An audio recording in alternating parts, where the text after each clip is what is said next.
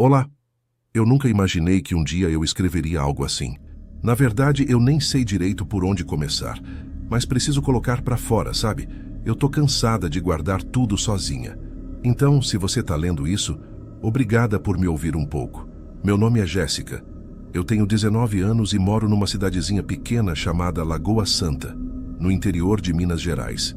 É um lugar calmo, com umas poucas ruas principais, um supermercado, uma praça e uma igreja no centro. Todo mundo se conhece, e é justamente isso que me fazia sentir sufocada. Sempre ouvi que interior é bom porque a vida é mais tranquila, mas para mim sempre foi o contrário. Eu me sentia presa, observada, invisível ao mesmo tempo. Eu nunca fui de ter muitos amigos. Desde o ensino médio, sempre fui aquela menina quieta que passava o intervalo desenhando no caderno e saía rapidinho para casa. Meu pai bebia muito, minha mãe era ausente e o clima em casa era pesado quase todos os dias. Então a internet acabou virando o meu refúgio. Foi num desses refúgios que eu conheci o Leandro. Era final de 2021 e eu tinha acabado de terminar um curso técnico de informática. Passei a usar mais redes sociais para conversar, conhecer gente de fora, tentar sair um pouco da rotina. Um dia, entre um grupo e outro, vi o perfil dele comentando numa publicação sobre jogos. Ele parecia engraçado, simples, com aquele jeito meio bobo de quem tenta parecer despretensioso. Eu respondi a um comentário e do nada ele me chamou no privado. No começo foi só papo sobre jogo, música, essas coisas leves. Mas ele tinha uma atenção que eu não recebia de ninguém há muito tempo. Perguntava se eu tinha comido, se estava tudo bem. Falava que minha voz era calma e gostosa de ouvir. A gente começou a conversar todos os dias, tipo, o tempo todo mesmo. Eu acordava com mensagem dele e dormia com ele me dando boa noite. Ele morava em Sete Lagoas, uma cidade a uns 40 quilômetros daqui. Não era longe, mas para mim, sem carro, parecia um mundo de distância. No começo, a gente só se via por chamada de vídeo. E honestamente, eu nunca tinha sentido aquele tipo de conexão com ninguém. Ele dizia que eu era diferente, que nunca tinha conhecido uma menina tão doce, tão de verdade. Eu me sentia especial, vista, importante. Acho que foi isso que me prendeu nele logo de cara. Depois de uns 3 meses de conversa, ele começou a insistir pra gente se ver pessoalmente. Eu estava nervosa, morrendo de medo de dar errado, mas acabei aceitando. Marcamos de nos encontrar num ponto de ônibus entre as duas cidades, num sábado à tarde. Eu lembro até hoje do frio na barriga, do som do ônibus velho parando, e dele ali, me esperando com um sorriso meio torto, segurando um refrigerante e um pacote de batata.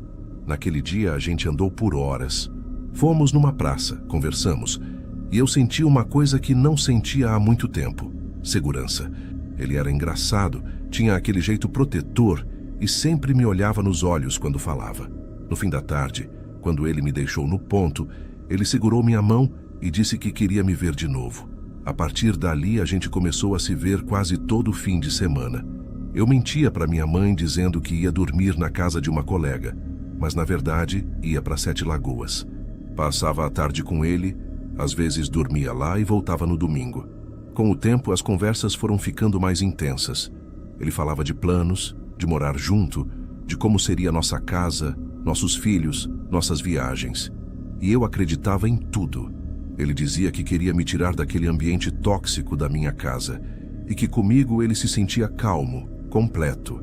Mas junto desse amor, começaram a vir umas coisinhas estranhas, coisas pequenas, que na época eu nem percebi como sinais.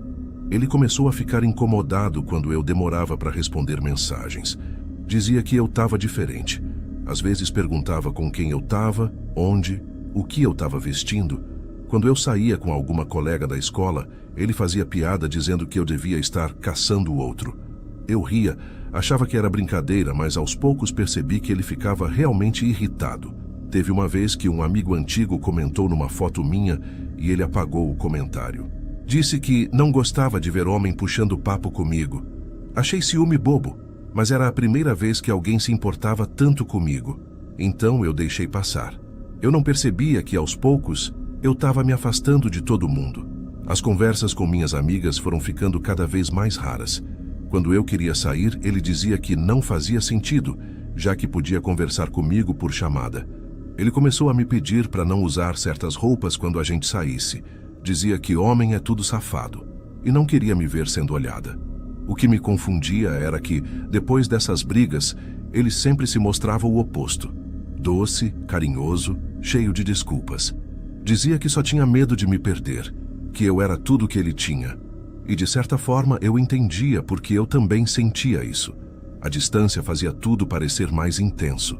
Quando a gente brigava por mensagem, parecia o fim do mundo. E quando fazia as pazes, parecia o começo de uma vida nova. Ele dizia que queria me proteger, me tirar daquele ambiente ruim, me dar uma casa de verdade. E quando ele sugeriu que eu fosse morar com ele, eu nem pensei duas vezes. Na época, minha mãe já não ligava para onde eu ia, e eu me sentia sufocada naquele lugar. Leandro tinha alugado uma casinha simples em 7 Lagoas e disse que tinha espaço para nós dois. Ele falava que juntos a gente ia conseguir se erguer, trabalhar, juntar dinheiro e começar uma vida nova. Eu lembro do dia em que fiz minha mala. Coloquei umas poucas roupas, meu caderno de desenhos e o celular. Meu coração batia rápido, mas eu sentia que estava fazendo a coisa certa. Quando cheguei na casa dele, ele me abraçou forte e disse que agora eu estava segura. A primeira noite foi perfeita. Fizemos comida juntos, assistimos um filme, rimos. Ele dizia o tempo todo o quanto me amava, o quanto era feliz por eu estar ali. Eu me sentia em paz, como se finalmente tivesse encontrado um lugar onde eu pertencia. Mas eu não sabia que aquele seria o começo de algo que mudaria completamente minha vida. Naquela mesma noite, antes de dormir, ele deixou o celular virado para baixo na cama. Eu fiz o mesmo. Ele olhou para mim e disse, com um sorriso que me gelou por dentro: assim é melhor. A gente não precisa de ninguém lá fora. Só eu e você, né? Na hora eu só concordei, achando que era uma frase de amor. Mas hoje, eu sei que foi ali que eu comecei a desaparecer, pedacinho por pedacinho. No começo, morar com o Leandro parecia um sonho. A casinha que ele tinha alugado em 7 Lagoas era pequena, mas aconchegante. Ficava nos fundos de uma casa maior, separada por um portão de madeira que rangia sempre que alguém passava. Tinha um quartinho simples, uma cozinha estreita e um banheiro onde o chuveiro às vezes dava choque. As paredes eram finas, dava para ouvir os vizinhos conversando e até o rádio deles pela manhã. Mas para mim, depois do caos que era a casa da minha mãe, aquele silêncio e aquele espaço pequeno pareciam liberdade. Nos primeiros dias, tudo foi perfeito. A gente cozinhava juntos, limpava a casa, ria de coisas bobas. Ele sempre fazia questão de me abraçar, de dizer que agora a gente tinha o nosso canto. Eu acreditava que era o começo de uma nova fase, um recomeço para mim. Leandro acordava cedo para fazer uns bicos de instalação elétrica e voltava à tarde. Eu ainda não estava trabalhando, então passava o dia arrumando a casa, lavando roupa e desenhando um pouco para distrair. Às vezes fazia almoço para quando ele chegasse, e ele sempre elogiava. Outras vezes vinha irritado com alguma coisa do trabalho, e eu já sabia, só pelo jeito que ele batia o portão, que o dia ia ser pesado. Com o tempo, comecei a perceber pequenas coisas. Tipo, ele queria saber tudo o que eu fazia. Se eu varria a casa, se lavei a roupa, se atendia alguém pelo portão. Uma vez, o vizinho da frente, um senhor chamado Seu Ademar, me deu bom dia quando fui jogar o lixo. Leandro viu pela janela e perguntou com um sorriso estranho: "E desde quando você dá assunto para velho?" Eu ri achando que ele estava brincando, mas ele não riu de volta. Só ficou me encarando. Ele começou a controlar também o que eu vestia. Dizia que as roupas curtas chamavam a atenção, mesmo dentro do quintal. Eu tentei argumentar, mas ele dizia que era só cuidado. E eu, por medo de estragar o clima, cedia.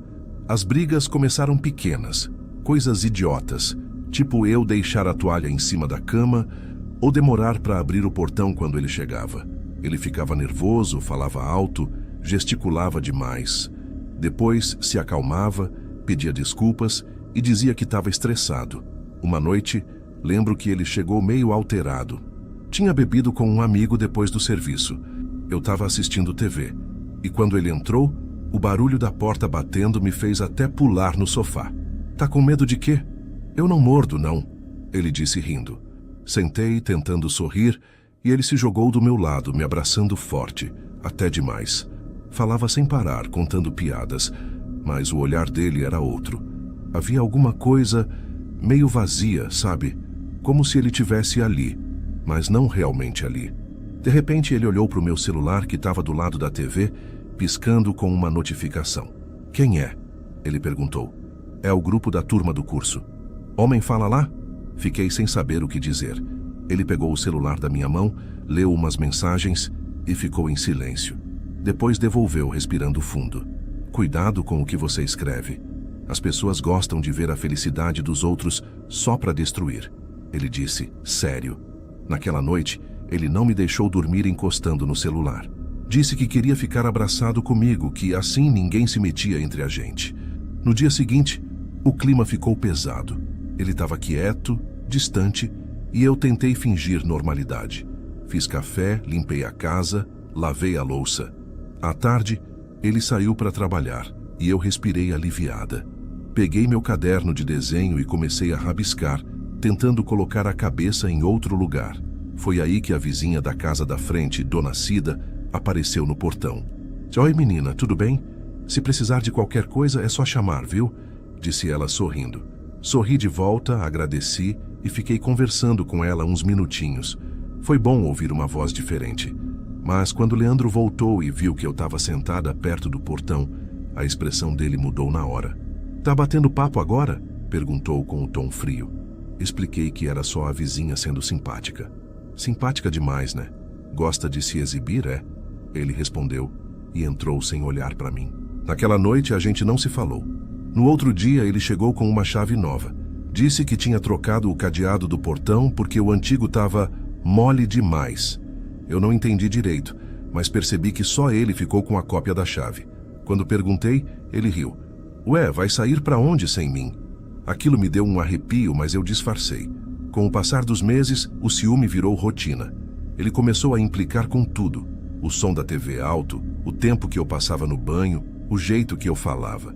Às vezes parecia que eu respirava errado. E sempre depois das brigas, vinha o mesmo discurso. "Você me faz perder a cabeça, mas eu te amo."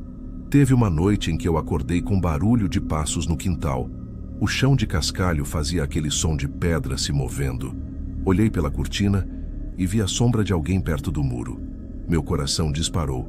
Chamei o Leandro, que levantou meio sonolento, pegou uma lanterna e foi ver. Ele voltou depois de uns minutos, dizendo que não era nada, que devia ser o gato dos vizinhos. Mas eu vi. Eu juro que vi uma silhueta humana. Naquela madrugada, não consegui dormir mais. O som do vento batendo nas telhas parecia um sussurro, e cada estalo da casa me fazia prender a respiração. Com o tempo, o medo de estar sozinha foi ficando tão grande quanto o medo de estar com ele. Eu já não falava com minha mãe. Ele sempre dizia que ela era uma influência ruim. Meus amigos sumiram, ou melhor, eu deixei sumir. Meu mundo se resumiu àquela casa abafada, aos muros altos e às paredes finas, onde eu ouvia os outros viverem, enquanto eu só existia. Um dia ele chegou do trabalho com um monitor de computador usado e disse que ia me ensinar a jogar com ele, pra gente ter algo para fazer juntos. No começo, achei fofo, mas logo virou outra forma de controle. Ele queria que eu jogasse o tempo todo com ele e ficava irritado quando eu errava ou perdia. Gritava, batia na mesa, dizia que eu não me esforçava o bastante. Foi numa dessas partidas que ele quebrou o teclado com um soco. O barulho ecoou na casa inteira e eu gelei. Ele ficou olhando para o teclado quebrado, respirando fundo, e depois me olhou como se fosse minha culpa. "Olha o que você me faz fazer", ele disse, a voz quase um sussurro. Naquela noite, depois que ele dormiu, eu sentei na beira da cama e fiquei olhando para a janela. Lá fora, o vento fazia as folhas arranharem o muro. Eu pensei em sair, em correr para a rua, em bater na porta da casa da frente, mas não fiz nada. Só chorei baixinho para ele não ouvir. E no dia seguinte, ele acordou doce, sorridente, me trouxe café na cama e agiu como se nada tivesse acontecido. Foi assim que eu aprendi que o silêncio era mais perigoso do que os gritos. Não lembro direito quando o medo começou a morar comigo, mas acho que foi numa noite quente de janeiro. O ventilador estava rodando lento, o som fazendo aquele barulho de hélice cansada, E o Leandro estava jogando no computador, como sempre. Eu estava sentada na beira da cama, desenhando. Fazia tempo que eu não conseguia relaxar, mas desenhar ainda era a única coisa que me fazia esquecer um pouco da rotina. Ele tinha passado o dia de cara fechada, sem falar direito comigo. Quando perguntei o que era, respondeu só: nada. Mas dava para sentir o ar pesado, como se qualquer palavra errada fosse o fósforo que acende o barril. Eu sabia que ele estava estressado, talvez por causa do trabalho, ou talvez por causa de mim. Ultimamente, tudo parecia culpa minha. Eu pisava em ovos. A casa era pequena demais para evitar esbarrar nele, e cada olhar dele me deixava tensa, como se estivesse sempre prestes a ser julgada. Naquela noite, eu cometi o erro de suspirar alto. Foi só isso. E ele virou para mim com aquele olhar frio. Tá reclamando de quê agora, Jéssica? Disse, sem tirar os fones do pescoço. De nada, eu só... Sempre tem alguma coisa. Se tá insatisfeita, fala logo. A voz dele já tinha aquela vibração de raiva contida. Eu tentei mudar de assunto, fingir que nada tinha acontecido. Mas ele se levantou, empurrando a cadeira com força. Você acha que eu não percebo quando você fica me evitando? Ele disse, chegando perto. Eu não tô te evitando, Leandro. Só tô cansada. A palavra cansada pareceu acender alguma coisa nele. O rosto dele mudou. Os olhos, que antes tinham um brilho triste, ficaram duros, sem expressão. Ele deu um passo na minha direção, e eu recuei até encostar na parede. O resto aconteceu rápido demais. Um som seco, uma sensação quente subindo pelo rosto, e o mundo girando um pouco. Eu não sei se foi a dor ou o susto que me fez chorar. Acho que foi o medo. O medo de perceber que aquilo tinha realmente acontecido. Ficamos em silêncio por uns segundos, e o ventilador continuava rodando como se nada tivesse acontecido. Ele respirava fundo, os olhos arregalados, como se também tivesse se assustado com o que fez. Tentou me tocar, mas eu recuei. Eu não quis. Eu juro que não quis, ele murmurou com a voz trêmula. Eu só consegui balançar a cabeça, com as lágrimas descendo. Passei o resto da noite no banheiro, sentada no chão frio, olhando para o azulejo rachado. O barulho da rua era distante, abafado pelo muro alto. Eu pensei em ligar para minha mãe, mas o celular estava na sala, e eu tinha medo de sair e encontrar ele de novo. No dia seguinte, ele acordou cedo, fez café, agiu como se nada tivesse acontecido. Eu desci as escadas devagar, o rosto ainda doendo, o corpo pesado. Quando ele me viu, tentou sorrir. Dormiu bem? Perguntou. Eu só respondi que sim. Durante o dia, ele ficou estranho, calado. À noite, chorou. Disse que me amava, que se sentia um monstro, que não sabia o que tinha dado nele. Eu ouvi tudo, sem conseguir reagir. Eu não sentia raiva, nem pena, só um vazio enorme. Nos dias seguintes, ele começou a me tratar com uma delicadeza exagerada. Fazia tudo por mim, comprava comida, mandava mensagens carinhosas enquanto estava no trabalho. E eu, por um tempo, quis acreditar que aquilo era arrependimento de verdade. Mas o medo não saiu. Ele ficou ali, num canto da casa, escondido entre os móveis. Cada vez que o portão batia, eu sentia o coração disparar. E quando ele chegava, eu observava seu humor antes de abrir a boca. A vizinha da frente, Dona Neia, me olhava com um ar desconfiado toda vez que eu passava. Uma tarde, enquanto eu estendia a roupa, ela perguntou baixinho: "Tá tudo bem aí, menina?" "Tá sim, tá tudo ótimo", respondi rápido, sem olhar para ela. A verdade é que eu queria dizer não. Eu queria gritar que nada estava bem, que eu não dormia direito, que às vezes acordava no meio da noite achando que ele estava me olhando. Mas as palavras não saíam. Um domingo à tarde, depois de mais uma discussão sobre nada, eu decidi sair de casa. Peguei minha mochila, botei umas roupas e um caderno e esperei ele dormir. Meu plano era simples: ir para Lagoa Santa, para casa da minha mãe. Mas quando cheguei no portão, percebi que ele tinha trancado com cadeado. Fiquei parada ali, sentindo o vento quente batendo no rosto, o som distante de um cachorro latindo.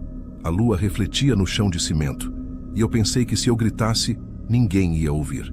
A casa da frente estava escura, e as outras pareciam vazias. Voltei para o quarto e sentei na beira da cama. Senti raiva de mim mesma por não ter saído antes, por ter deixado ele ter controle até das chaves. E ao mesmo tempo, Senti medo do que ele faria se percebesse que eu tinha tentado ir embora. No dia seguinte, quando ele acordou, agiu como se nada tivesse acontecido. Pegou a mochila dele, foi trabalhar e, antes de sair, deixou o chaveiro sobre a mesa. As chaves do portão estavam ali.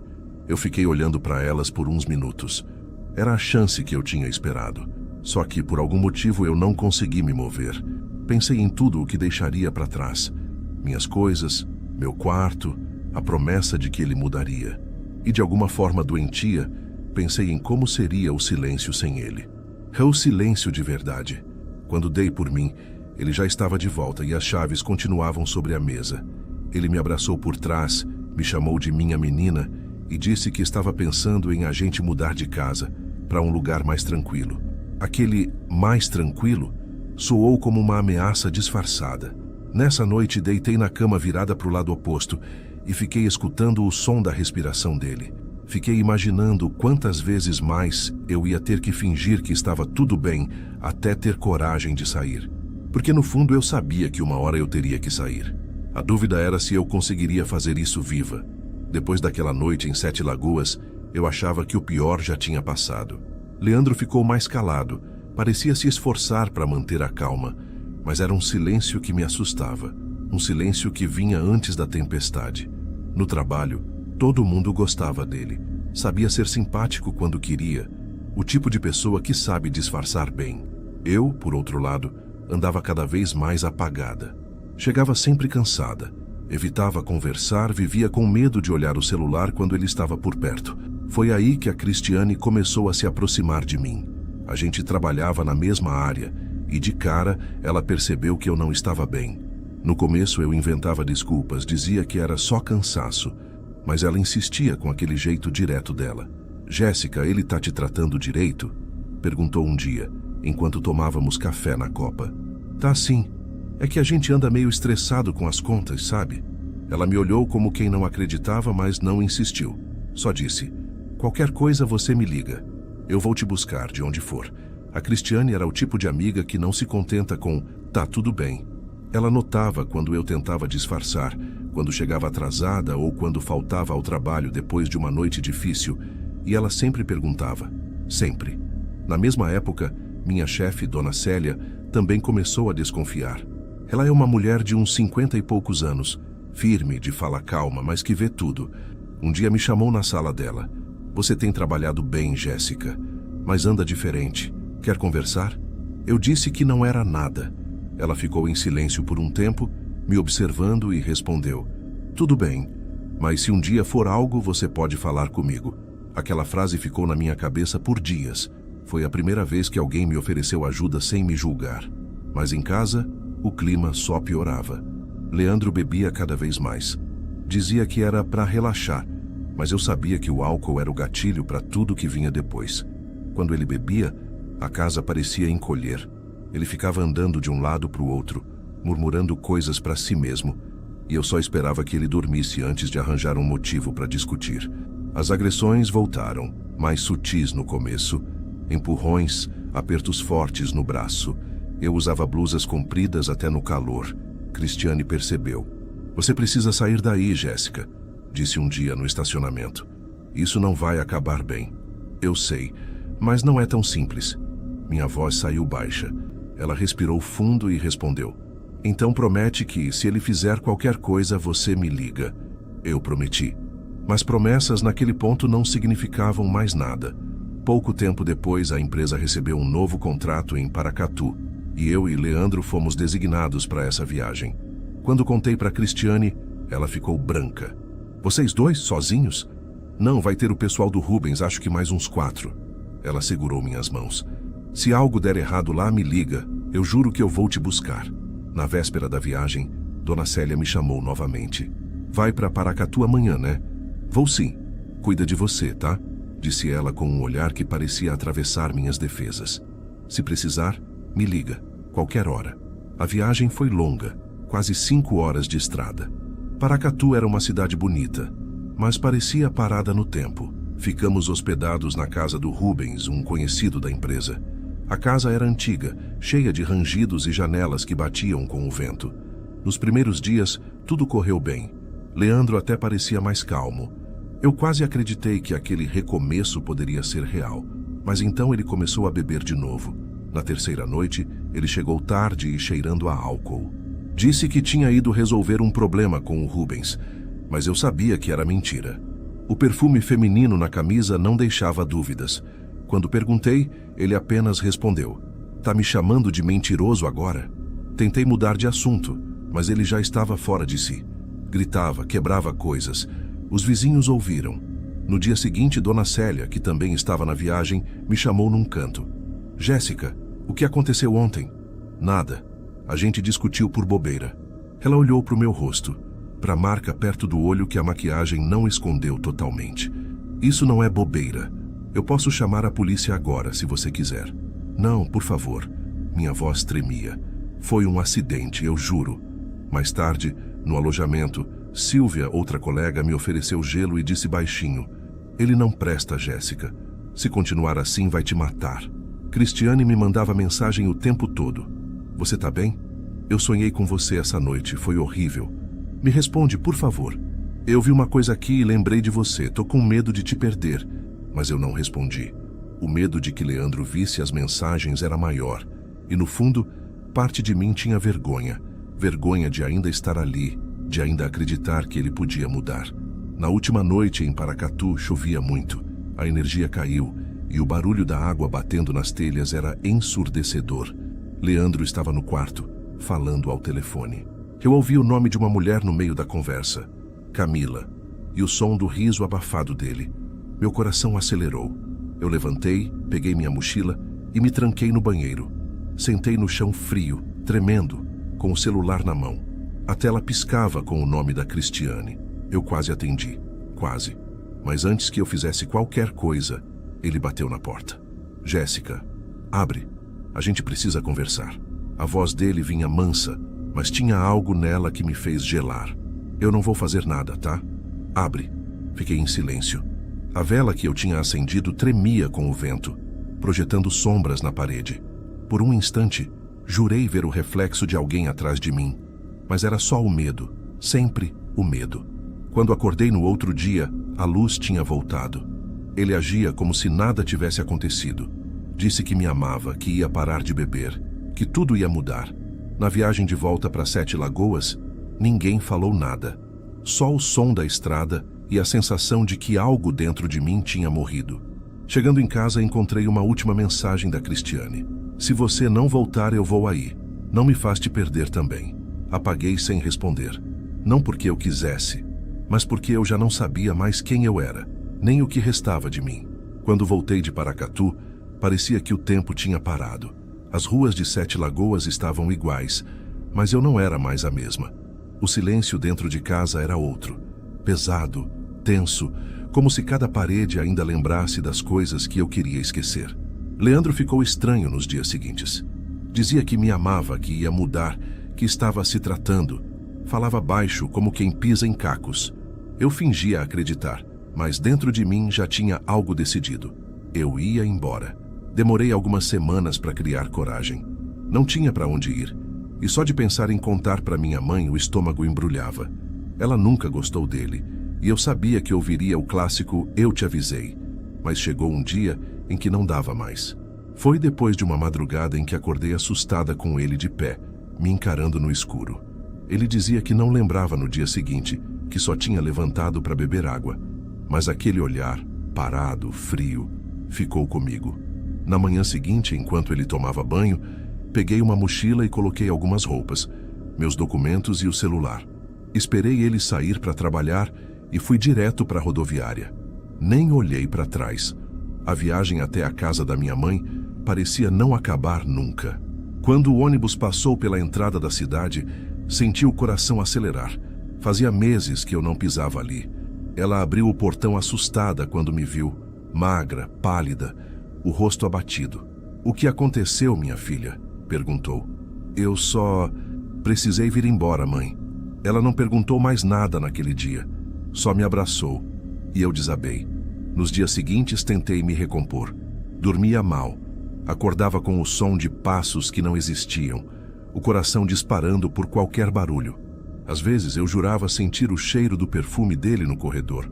Outras, acordava no meio da noite achando que alguém me observava. Mas era só o medo. Um medo que ficou impregnado em mim. A Cristiane veio me visitar uma semana depois. Ela entrou com os olhos marejados e me abraçou sem dizer nada. Ficamos assim por minutos. Eu achei que você tivesse... Ela parou, engolindo as palavras. Eu tentei te ligar tantas vezes. Eu sei. Desculpa. Você não precisa pedir desculpa, Jéssica. Você só precisa ficar viva. Foi ela quem me levou para fazer um boletim de ocorrência, mesmo eu tremendo o caminho inteiro. Eu não queria ver o nome dele no papel, mas precisava. Era o primeiro passo para não ser mais refém daquele medo. A dona Célia também me ligou. Disse que tinha escutado coisas, que estava preocupada. Me ofereceu ajuda, até falou sobre uma psicóloga que atendia mulheres em situação parecida. Aceitei. Nos dias de consulta, eu mal conseguia falar. Passava longos minutos em silêncio, tentando entender como deixei tudo chegar àquele ponto. A psicóloga dizia que culpa e medo andam juntos e que eu precisava separar os dois. Eu tentava. Leandro ainda mandava mensagens. Me perdoa, por favor. Eu tô mudando, Jéssica, tô indo atrás de ajuda. Volta pra casa, eu te amo. Eu lia tudo, mas nunca respondia. Uma parte de mim ainda sentia pena dele, e isso me assustava mais do que qualquer lembrança. Houve uma tarde em que o número dele ligou e eu deixei tocar. O celular vibrava na mesa, e eu fiquei parada olhando para a tela, como se o aparelho fosse uma bomba prestes a explodir. Quando parou, o alívio veio junto com as lágrimas. Aos poucos, comecei a me acostumar com o silêncio.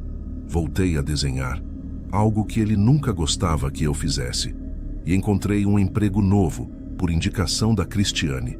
O ambiente era leve, e pela primeira vez em muito tempo, ninguém me fazia ter medo de errar. Mas o corpo ainda reagia. Se alguém falasse alto, eu encolhia. Se uma porta batia forte, o coração disparava. Eu evitava espelhos. Tinha medo de ver nos meus próprios olhos o reflexo da mulher que ele tentou destruir. Minha mãe foi paciente. Nunca tocou diretamente no assunto. Um dia, enquanto lavávamos a louça, ela apenas disse: "Você não merece viver com medo." Eu só respondi: "Eu sei. Hoje faz quase 6 meses que saí daquela casa. Às vezes acordo achando que ainda estou lá. O quarto escuro, o som do portão, a sensação de estar sendo observada. Mas depois olho em volta e lembro que estou segura, que ele não manda mais em mim." Outro dia, encontrei uma propaganda daquelas com a frase "Disque 180. Fiquei parada olhando por um tempo e pela primeira vez não senti vergonha. Senti raiva. Raiva de não ter feito isso antes. A Cristiane continua sendo meu apoio. A gente se fala quase todo dia, e ela vive dizendo que está orgulhosa de mim. Você saiu viva, Jéssica. Isso já é coragem. Às vezes eu acredito, às vezes não. Mas toda noite, antes de dormir, repito para mim mesma: você saiu, você está viva. É simples, mas é o que me mantém firme. Leandro ainda tenta contato de vez em quando. Mensagens curtas, tentativas vazias de reaproximação. Eu não bloqueei o número, não por esperança, mas para lembrar, para nunca esquecer de onde eu voltei. E é por isso que eu estou escrevendo tudo isso agora. Porque talvez alguém escute a minha história e perceba o que eu demorei demais para entender. Amor que dói não é amor. E quem te faz ter medo dentro da própria casa não te ama, te aprisiona. Hoje, eu não sei se posso dizer que estou bem, mas estou viva. E pela primeira vez em muito tempo, isso é o bastante. Gostou do relato? Comente de que cidade está assistindo e se inscreva no canal. Agora vamos continuar com essas histórias arrepiantes. Meu nome é Lígia. Tenho 28 anos. E até hoje eu não consigo passar um único dia sem pensar na Renata. Ela era minha melhor amiga desde a adolescência. A gente se conheceu num curso técnico em design em São Paulo e desde então vivíamos grudadas. Trabalhávamos em home office. Nos víamos quase todo fim de semana. Ela era o tipo de pessoa que iluminava o ambiente. Expansiva, curiosa, sonhadora. Eu sempre fui o oposto.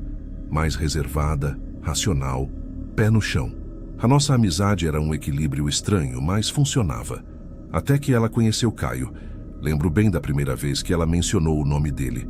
Estávamos tomando café num domingo de manhã e ela parecia eufórica, com aquele sorriso que eu conhecia bem, o sorriso de quem já estava envolvida.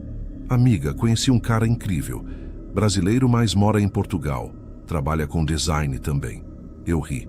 Ah, Renata, mais um desses da internet? Não, esse é diferente. A gente se conheceu num grupo de fotografia, começamos a conversar. Ele é educado, inteligente e me ouve de verdade.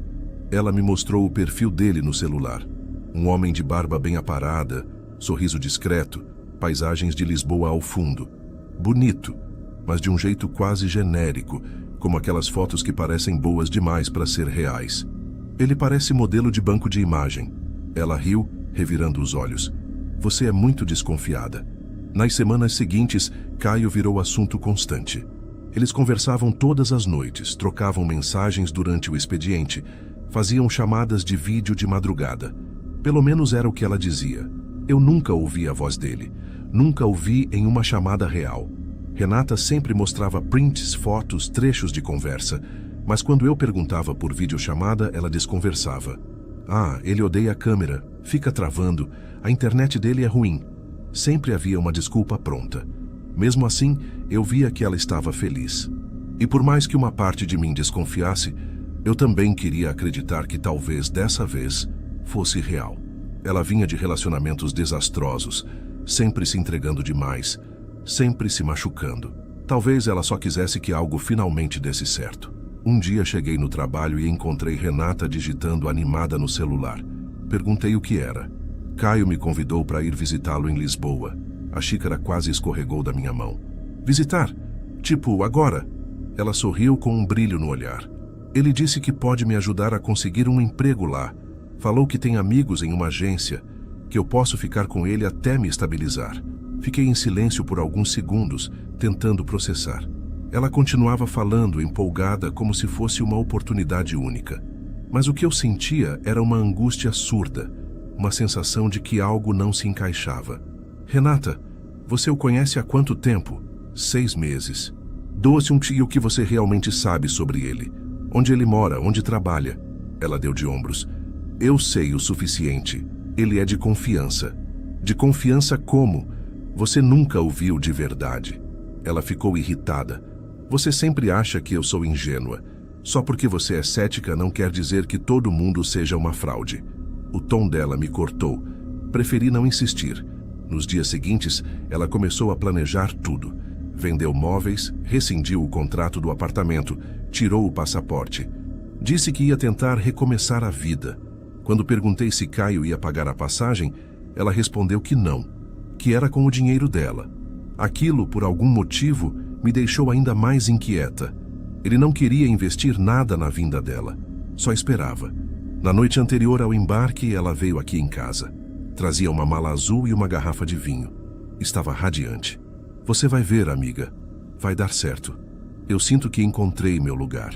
Eu tentei sorrir, mas o estômago parecia pesado. Promete que me manda mensagem quando chegar? Prometo. E se algo parecer estranho, qualquer coisa, você me liga na hora, tá? Lígia, para com isso. Ele é um cara bom. Passamos a noite conversando. Ela me mostrou o hotel onde ele disse que a hospedaria nos primeiros dias. Um lugar bonito, perto do Tejo, com fotos de quartos modernos e vista para a cidade. Tudo parecia perfeito, talvez até demais. Quando ela foi embora, eu fiquei parada na janela vendo o carro de aplicativo se afastar. Tive um impulso de chamá-la de volta, de dizer para não ir, mas não disse. Eu me convenci de que estava sendo dramática, que ela merecia tentar. No dia seguinte, ela me mandou uma foto no aeroporto de Guarulhos. O relógio marcava 22h45. Na imagem, ela sorria, com o passaporte na mão. A legenda dizia: "Tô indo, amiga. Torce por mim." Respondi com um coração e desejei boa viagem. Fiquei olhando a tela do celular por um tempo, com aquela sensação estranha de vazio. O tipo de silêncio que antecede algo. Eu só não sabia o quê. Naquela madrugada, antes de dormir, abri o perfil de Caio novamente. As fotos estavam lá. As viagens, o cachorro, o café na varanda. Mas algo me incomodou. As postagens eram antigas, quase todas com a mesma iluminação, a mesma expressão. Nenhum comentário de amigos, nenhum rosto repetido. Era um perfil bonito, mas sem vida. Um perfil montado. Fechei o aplicativo e deixei o celular virado para baixo. Lembro de pensar, talvez eu esteja exagerando, talvez ela só esteja apaixonada. Mas a verdade é que, naquela noite, eu sonhei com ela. Sonhei que estava sozinha num lugar escuro, chamando por mim. E quando acordei, ainda ouvia a voz dela no fundo da mente. Lígia, torce por mim. No dia seguinte ao embarque da Renata, eu acordei cedo. Era uma sexta-feira, 7h30 da manhã. A primeira coisa que fiz foi olhar o celular. Nada. Nenhuma mensagem, nenhum áudio, nenhuma notificação dela. Achei normal. Talvez ainda estivesse no voo. O trajeto de São Paulo a Lisboa leva em torno de 10 horas. Ela deveria pousar por volta das 10 da manhã, horário de lá. Esperei. Às 11, nada. Ao meio-dia mandei uma mensagem. Chegou bem? Os 2 tiques apareceram, mas não ficaram azuis.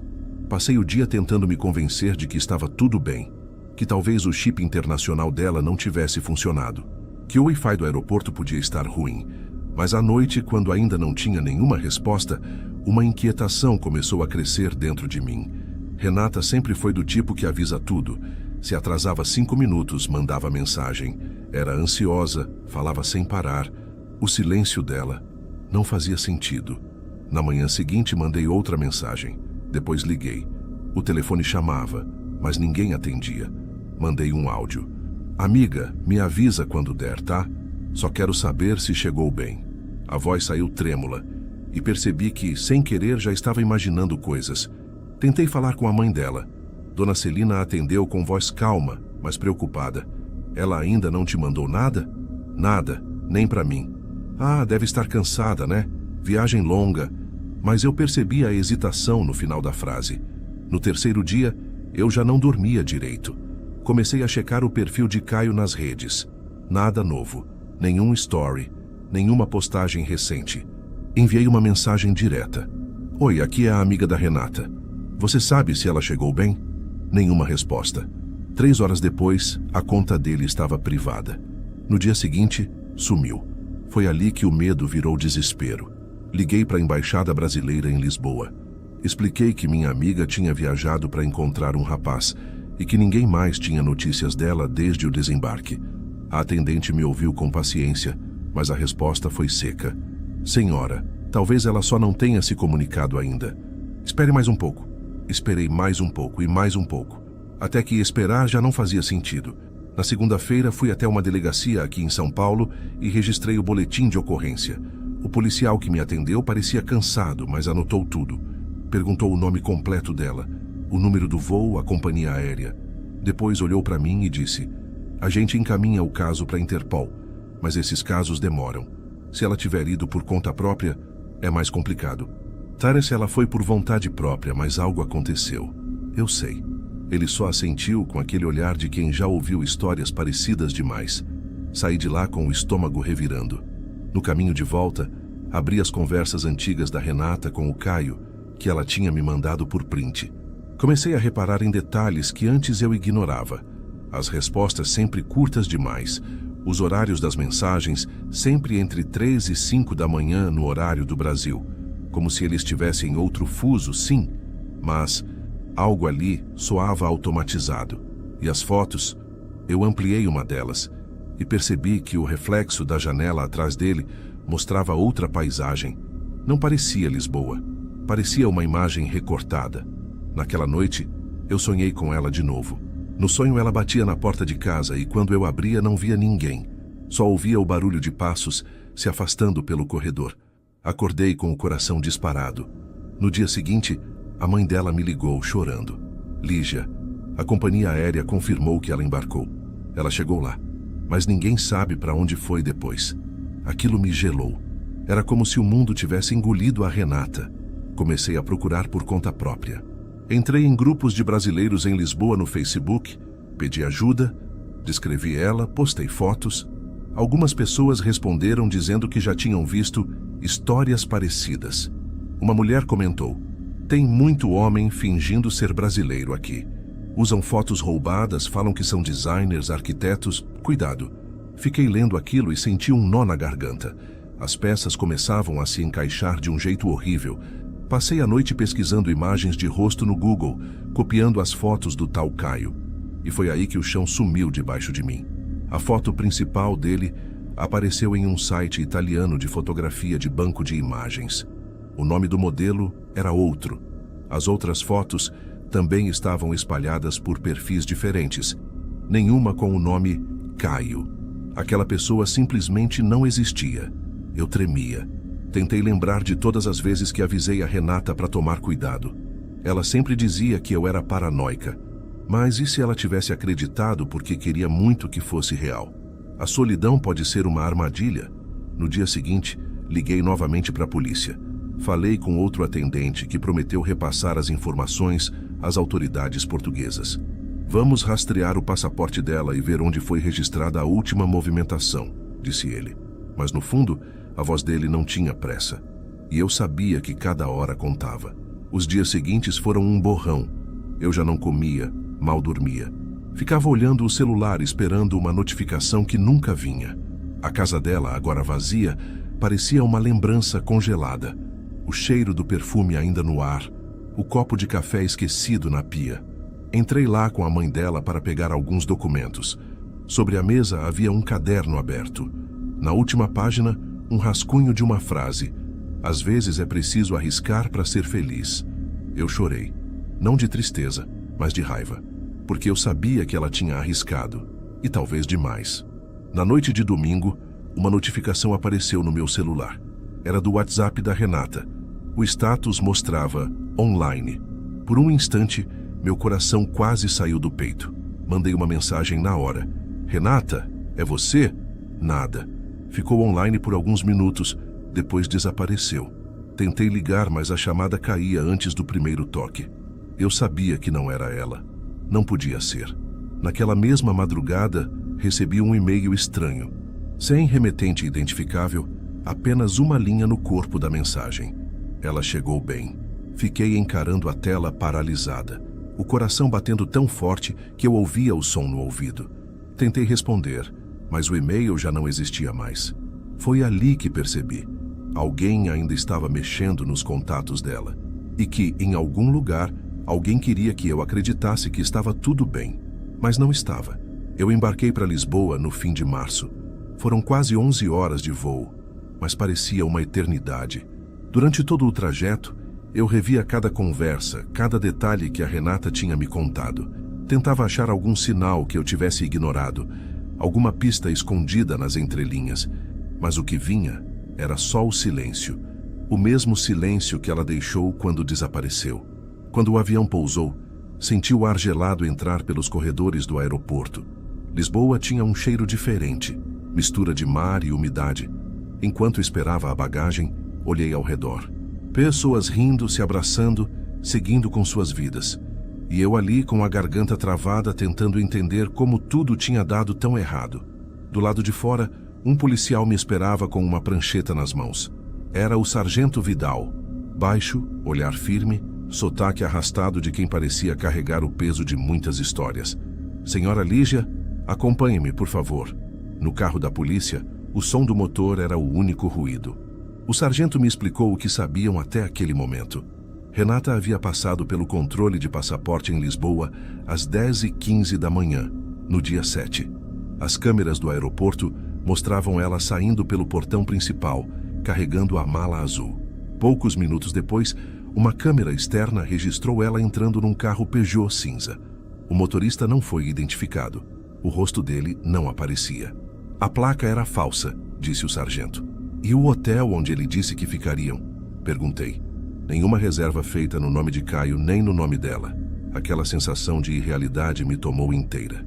Era como se cada lembrança da Renata, o riso, a voz, o jeito impaciente, estivesse sendo apagada por uma camada fria de burocracia. Na delegacia, mostraram os objetos encontrados no carro. Um carregador portátil, uma garrafa de água pela metade e o celular dela, ainda preso no suporte do GPS. A tela estava rachada, mas ligada.